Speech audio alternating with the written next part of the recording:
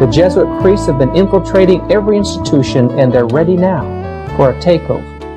I want you to pay close attention to this first person that we're going to interview. He's an ex-Jesuit priest, and he tells you about the infiltration by the Jesuits. Especially I work in dealing with the infiltration of churches and religious institutions as well as government. That cover a tremendous number of institutions. And the purpose of that infiltration was what for? Well, the purpose is what the Roman Catholic system has all the time as her own purpose, is to infiltrate, to penetrate all the areas of life where the Roman Catholic can have control and access for the coming world government. What that means is, in preparation for that world government, the Roman Catholic institution, especially since the establishment of the Jesuit order in 1541, throughout all these 500 years, they've been in preparation and through infiltration and penetration of every level of society in order to take over the world politically and religiously. There are two doctrines that define very well these dangerous goals of the Roman Catholic institution. Two doctrines define this very well. One is called the doctrine of the apostolic succession, and that is dealing with the papacy. And the other is the doctrine, the temporal power, and that is dealing with world government. Of course, both, because you can see that even the Pope and his own individual office, he meet those requirements.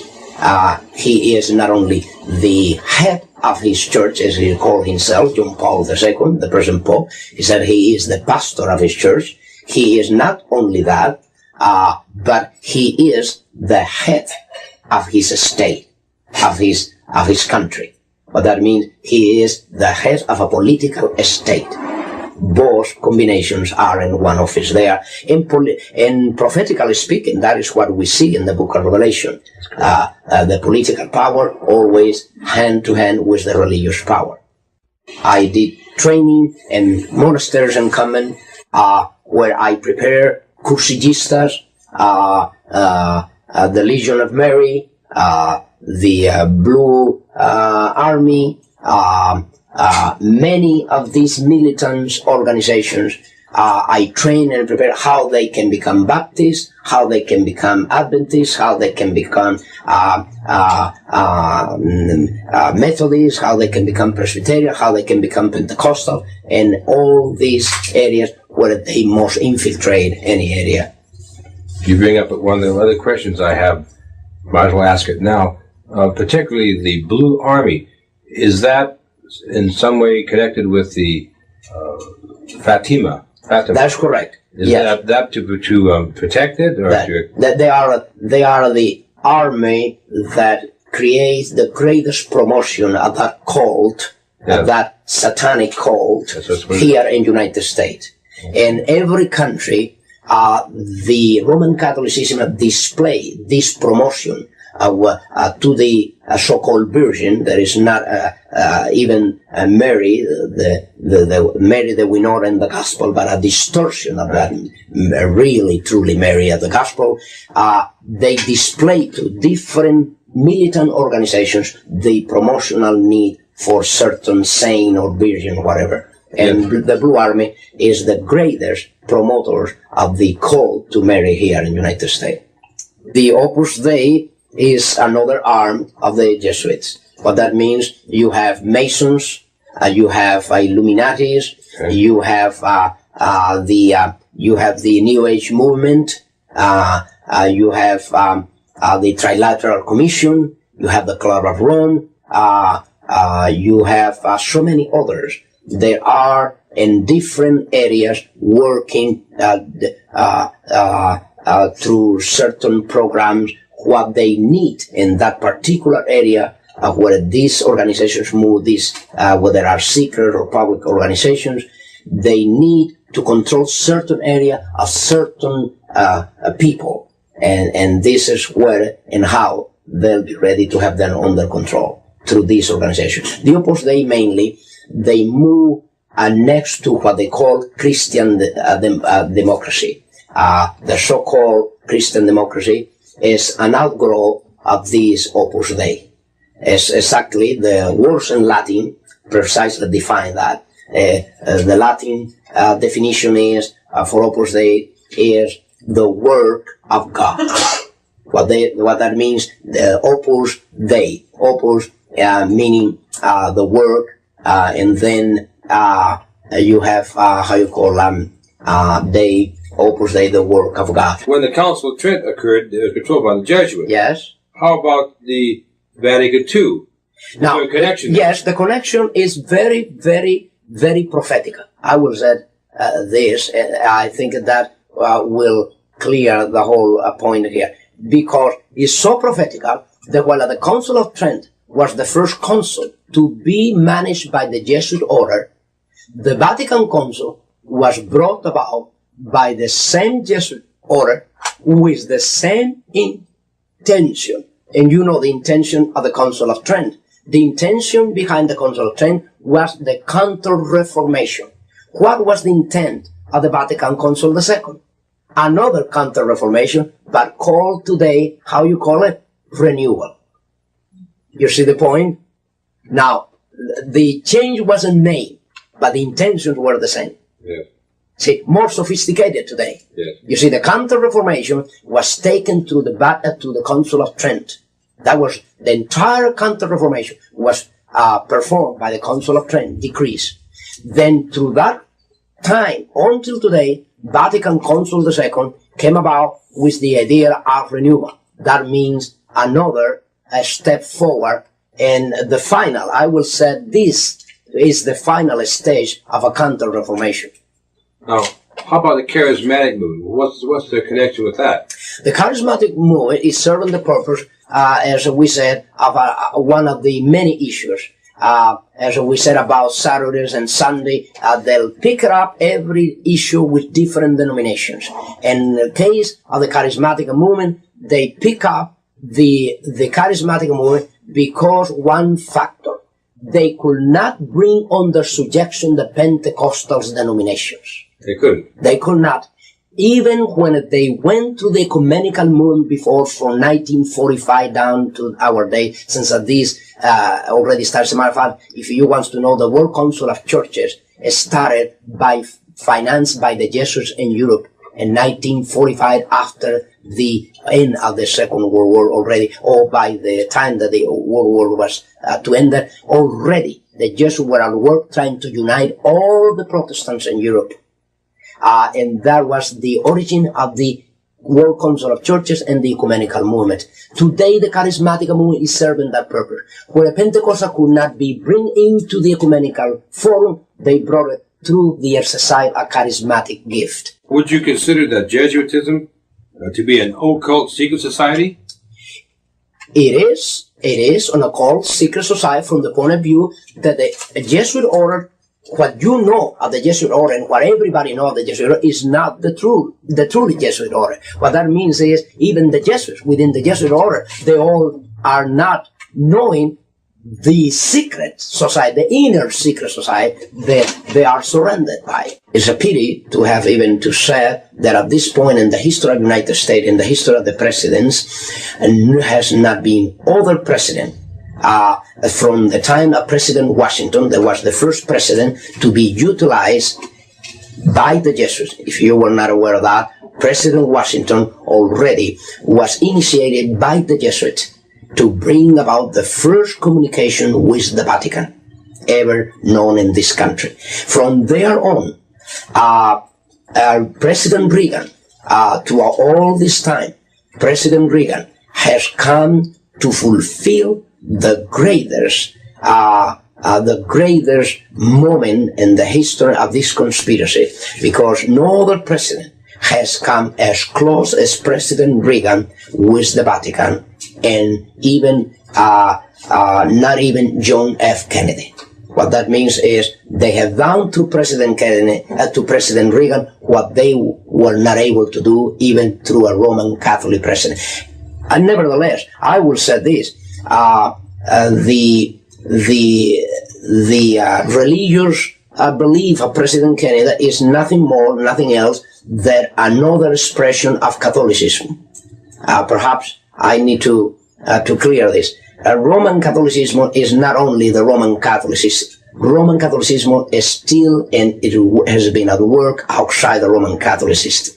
What that means, there are many daughters of the Roman Catholic system outside the Roman Catholic system.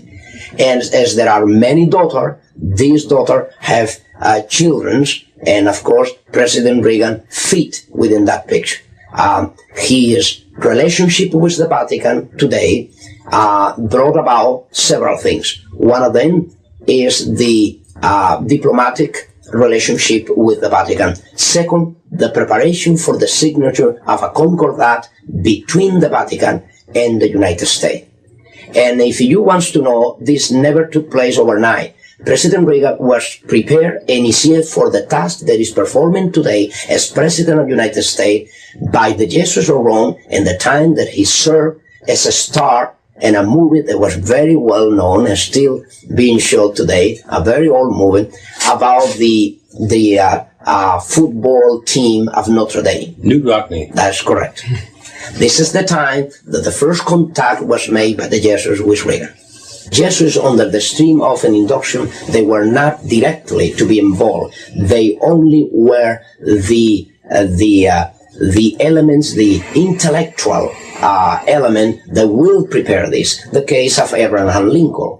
Abraham Lincoln, the president, was killed by the Jesuits of Rome, but there was no a Jesuit there involved directly. Nevertheless, was the Jesuit who prepared the plot against his life and prepare and train those who were to kill him. They arranged it. Yes, it happened with President Kennedy, the same thing. The assassination of Kennedy is another fact that can be proved of any time that was ordered and by the Jesuits in order to get rid of a president that already was a shame to the Roman Catholic institution, being Roman Catholic. You have two different extremes. In Abraham Lincoln, you have that there was a man professing to be a Christian, solid Christian, and then there you have a man that professed to be a solid Catholic, but then put to shame his own institution when he was confronted about what he will do as a Roman Catholic president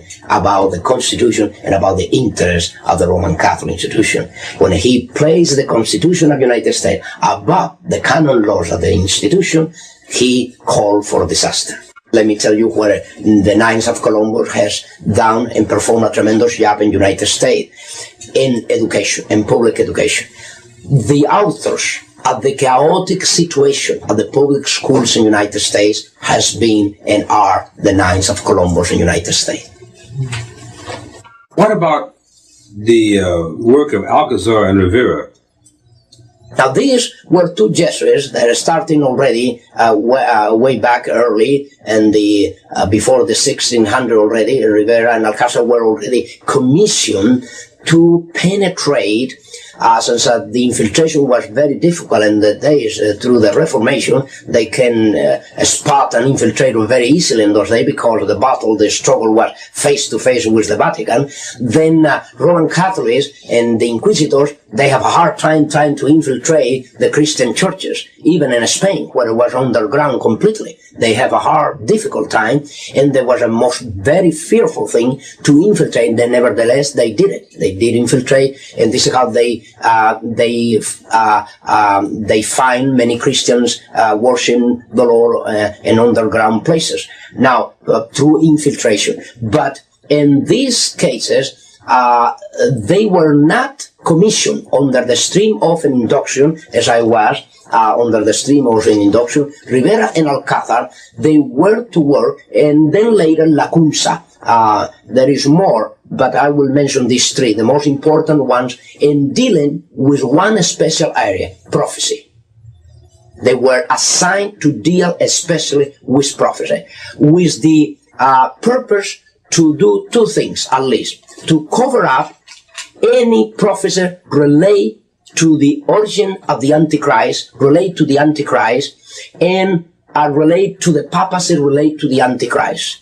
And second, to cover up any idea that the Roman Catholic institution was never a Christian church, as I pointed out before. What that means is to make possible in Bible commentaries and church history that the Roman Catholic institution always will appear as a Christian church, fall in apostasy, and then need a renewal. And need of renewal. That was the idea that Rivera, Alcázar, and La Cruz tried to trace. Among other things, they tried to implement the idea that most of the prophecies of the book of Revelations were already fulfilled by the time of Nero. What that means is that don't worry about prophecies today. Don't worry about the Antichrist. Don't worry about a one-world government. Don't worry about nothing like that. Yes, that's correct. Walter Martin has been and confessed by him. As a matter of fact, I could mention that I have a debate already with Mr. Martin. I have already a debate with Mr. Gary Metz, and I took them both by surprise.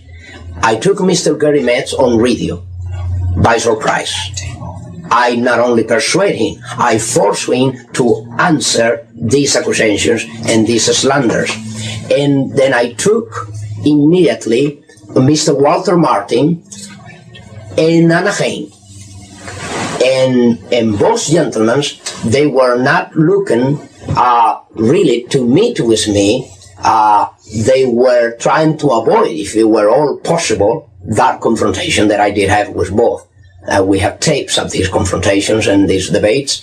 And then Mr. Walter Martin, he himself, even so that I knew his name and the list of very confident persons by the Jesuit order. What that means is that the Jesuit order will have a list made up in United States of people as well as institutions they are worth trusting. And Mr. Walter Martin, I even mentioned to him in this confrontation with him that his name was listed in that list. What did he say? And he said to me, well, I don't know why my name is there. I said, you should know. He should know. Yes. I said, you should know. As a matter of fact, why Mr. Walter Martin, 25 years ago, he even wrote about the cult to Mary, a book about Mary, and 25 years after, he have a list, as a matter of fact, that I have with me, a list of cults where he lists the most dangerous cults, and all who in the list of his most dangerous cult are Christian Science, Jehovah's Witnesses, Mormons, starting with the Mormons. And suddenly, I was expecting that he will place at the top of the most dangerous cult Roman Catholicism, but were the Mormons. Now, the Mormons become the victim of Roman Catholicism not only, but become the victim of Mr. Walter Martin, because even the Mormons are the product of Roman Catholicism. The pressure for Sunday in the future is an issue. Is that a product of the Jesuits, or what do you know about that? Well, what I know is this, that even the Seventh-day Adventist denomination has been placed under the greatest setup and a real setup of all the history of the denomination. And the proof and evidence is that now the leadership is already in a position where they themselves cannot play the role of Frankenstein no longer, because they're being unveiled, they're being discovered, and their intents and their true intents, in cases where already most of them has been already trained, prepared by Jesuits to be where they are. So, will this Sunday issue seems to be on the president's desk to be signed? The moral majority is pushing for it. The Lord's Day Alliance has pushed for it from its inception. That was one of the reasons it was created. Yes. So, in other words, you think that for example, the Adventist leadership are going to fold up? No, that is not true. No. In the how the denomination has been set up and their keeping of the Sabbath is this: The Roman Catholic institution already, and this is why you have Biacochi and some other elements within the denomination, there already has been even and condecorated by the Vatican concerning their work. And actually, the Roman Catholic institution is preparing the greater surprise of them all, because it's not going to be even Sunday that they are going to be after. It's going to be Saturday, and you will see why. The reason of this is when already Catholicism came about with the idea during the Vatican Council II that a Roman Catholic Mass that was only to be performed on Sundays as to be the only valid Mass for Roman Catholic. Even if they go any other day, Saturday, Friday, there was no valid Mass for their obligations. Now, during the Vatican Council, the second session, suddenly the whole picture changed, and you know what for. The whole picture changed and said, now Saturday Mass is considered to be valid Mass as Sunday Mass. But that means not only that, more than that, Saturday Mass can replace Sunday Mass. But it's the Protestants, yes, not the Jesuits that appear to be pushing for the Sunday, for national Sunday law. Yes, actually, this is to trigger a reaction to really make you for a cover-up. The issue here is not even Saturday, is not even Sunday. The issue here, whether it's Saturday or Sunday, the issue here is the person of the Antichrist. You see, in matters of days, right now, the conflict is being utilized, the struggle between Saturday and Sunday is being utilized more for the benefit of Roman Catholicism than even for the benefit of the Christian Church. And that is how it has been exploited, to the point that already the Vatican approved, listen to this, approved the publication officially of Biacochi, see, and dealing with from his book called From Saturday to Sunday. Now, if the Vatican go as far as approving a publication as such, what do you think that is happening? Do you see the point here? Yeah. If the Vatican goes as far, telling an official, a member of the denominational body of the Seventh-day Adventists, I am the author of this book, I'm telling you that you have changed Saturday to Sunday, that you, as a Roman Catholic, you were the one that changed it. I mean, openly saying that there you did this. And the Cardinal Seren comes and said, oh yes, we agree, we did this, we agree. Now, what are they trying to gain by doing this, by accepting this? What they are trying to gain? They are trying to gain the sympathy, they are trying to gain the life, and they are trying to gain the entire denomination as they have gained the Pentecostal, as they have gained the Protestants through different other issues. Nevertheless, they touch every other issue except the real issue. Through any other issues, like the tongues business, the charismatic gift, you see, they are dealing with their things where nobody can see what is behind. In other words, they cannot openly see any evil, because you will see the Vatican as a good, in a good position, a renewal position, say, yes, we recognize that we did wrong, we changed from Saturday to Sunday, and we admit this, and we're going to do something about it. The Vatican Council did it. You see, we are going to incorporate now officially the Mass on the day of Sabbath. You see? So the Bible's clear. Oh, yes. When they go that far, you can see one thing for sure. Now, there is, in this issue, in my own personal belief of the Scripture, you do not see that the issue in prophecy is one day or the other. The issue in prophecy is more than a day. Is more than a day. The issue in prophecy is who and where is the Antichrist now. Once that the person perceives the reality and the manifestation of this prophecy, they'll know the rest according to the scripture. But when a person is blind to the reality of who the Pope is, and the Pope is granting every favor to every other denomination, they'll believe that the Pope is not such a bad guy at all, after all.